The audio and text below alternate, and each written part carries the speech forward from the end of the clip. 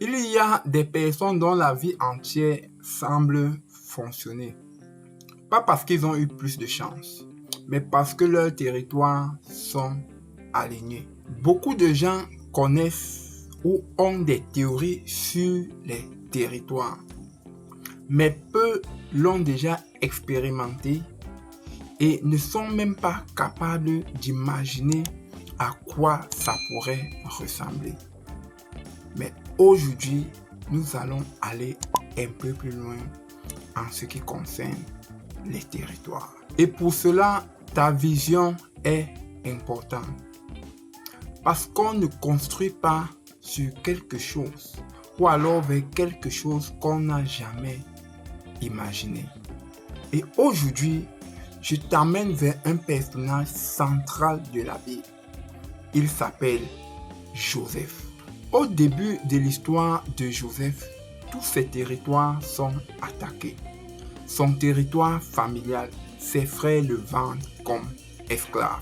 Son territoire identitaire, il perd son nom, son statut, sa liberté. Son territoire professionnel, il est emprisonné injustement. Son territoire relationnel, il est trahi par ceux qu'il a servis. Tout semble fermé, tout semble bloqué, tout semble détruit pour lui.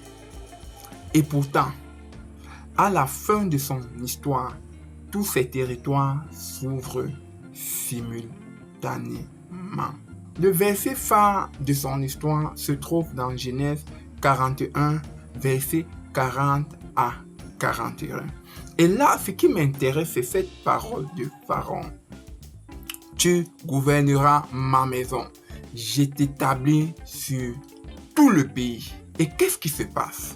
Son territoire professionnel est ouvert. Son territoire identitaire est restauré. Son territoire familial, réconciliation. Son territoire financier, abondance. Territoire de destinée, accompli. Si tu connais l'histoire de Joseph, tu connais les songes qu'il a fait quand il était encore tout gamin. 5 territoires, tous ouverts, tous alignés. Et ce résultat n'est pas le fruit du hasard. C'est le résultat d'un homme qui a maintenu l'intégrité et n'a pas laissé son territoire extérieur attaquer son territoire intérieur. Car il est resté intègre et fidèle à ce qu'il voyait dans son esprit. Voici à quoi ressemble la vie de quelqu'un dont les territoires sont alignés. Premier signe, la paix intérieure ne dépend plus des circonstances extérieures. Quand ton territoire identitaire est solide, tu peux traverser les tempêtes sans perdre le contrôle sur qui tu es réellement. Deuxième signe, quand ton territoire relationnel est sain, tes relations te permettent d'avancer. Elles ne te bloquent pas, elles ne te font pas reculer.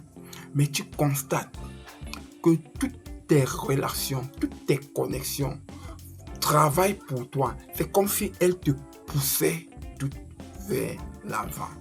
Ça, c'est un signe que ton territoire relationnel est ouvert. Troisième signe, ta destinée prend naturellement forme. Quand le territoire de ta destinée est ouvert, les opportunités viennent dans ton sens ou alors dans le sens de qui tu es. Tu n'as pas à forcer, tu n'as pas à te trahir. Quatrième signe, tes finances reflètent ta sagesse. Tu n'as pas à avoir peur. Ton territoire financier est ouvert. Tu gères avec discernement. Tu donnes avec joie.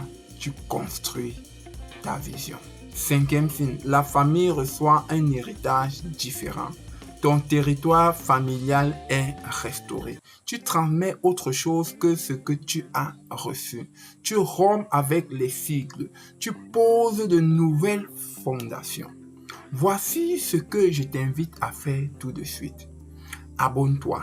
Partage à un frère ou à une sœur parce qu'on ne sait jamais le mot qu'il faut pour changer le mindset de quelqu'un.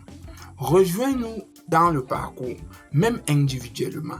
Et si le besoin t'est, tu peux nous contacter pour des prières, pour des conseils, pour des guides. Joseph n'a pas eu une vie d'épreuve. Il a eu une vie où il a eu raison des épreuves.